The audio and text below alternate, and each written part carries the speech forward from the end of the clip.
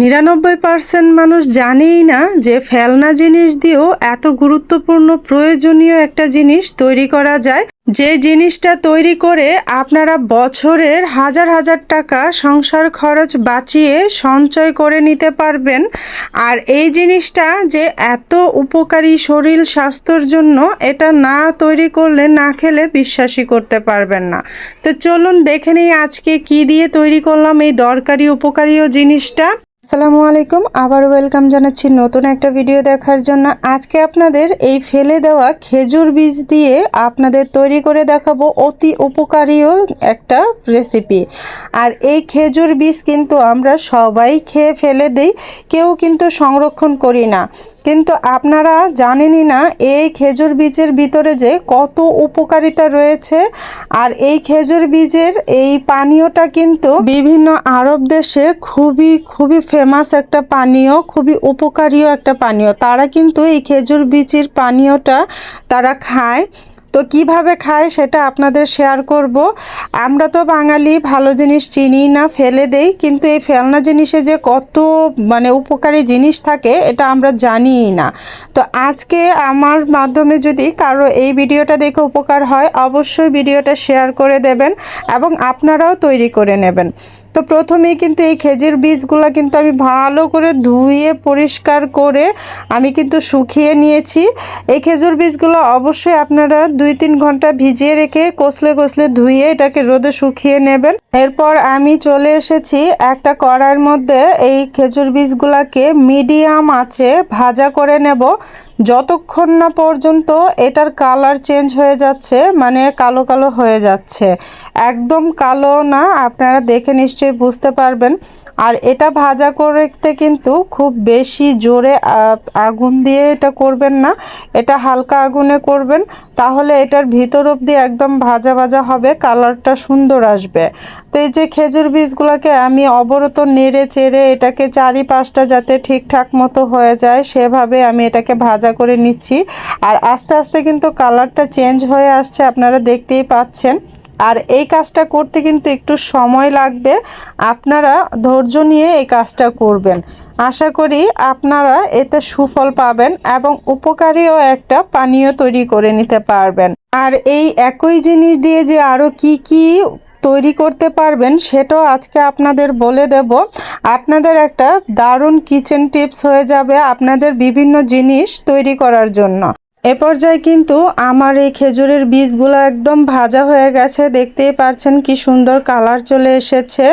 আর এটা এরকম কালারটা করেই নিতে হবে।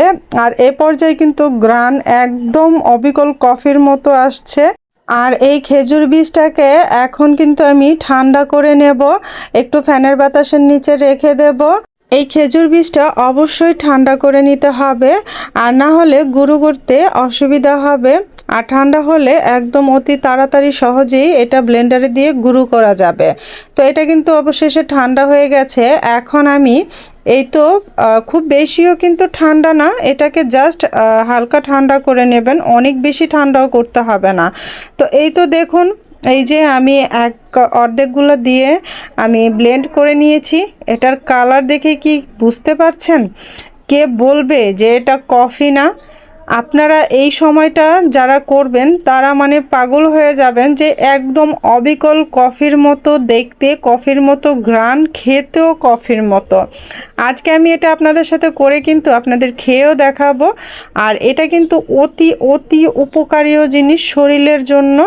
এটা এতটাই উপকার, অনেক রোগ প্রতিরোধ ক্ষমতার হিসেবে কাজ করে এই খেজুরের বীজ। তো এই তো খেজুরের বীজগুলো কিন্তু আমি 1 মিনিট করে 2 মিনিটের মতো ব্লেন্ড করে নিয়েছি।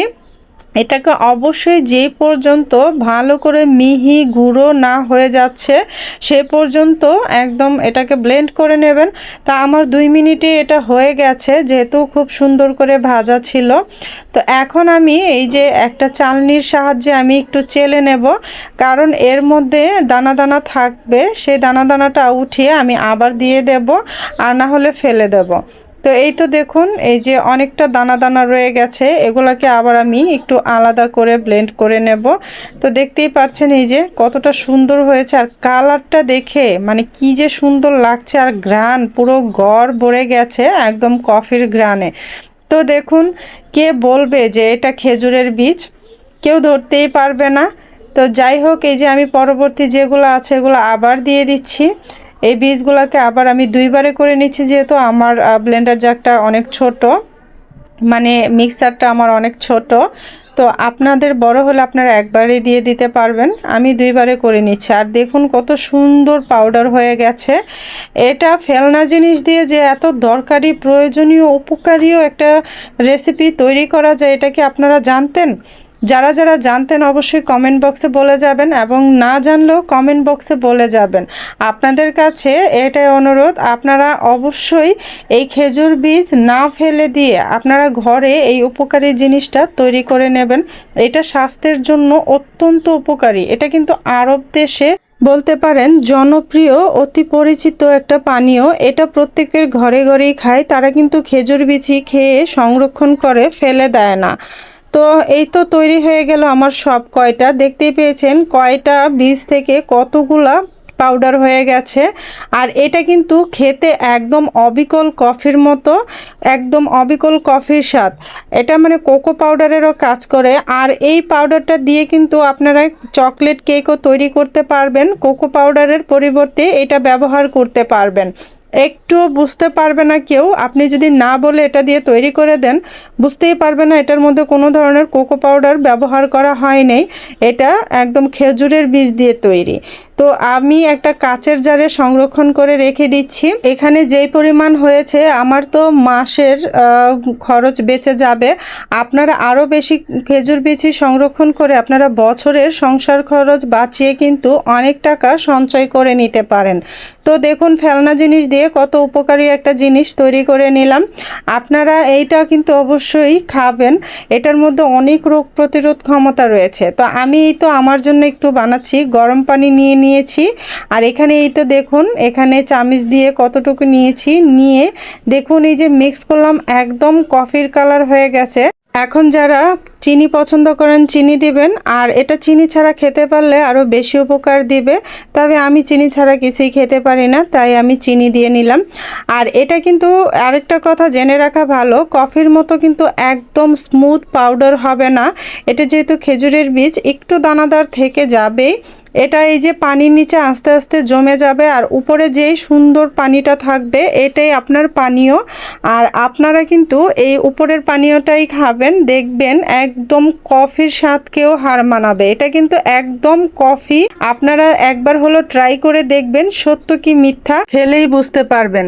তো বন্ধুরা, 99% মানুষের অজানা এই রেসিপিটা আপনাদের কেমন লেগেছে? যদি ভালো লাগে অবশ্যই, যারা না জানে তাদেরকে জানানোর জন্য অবশ্যই ভিডিওটা শেয়ার করে দেবেন। আজকের মতো এ পর্যন্তই, আল্লাহ হাফেজ।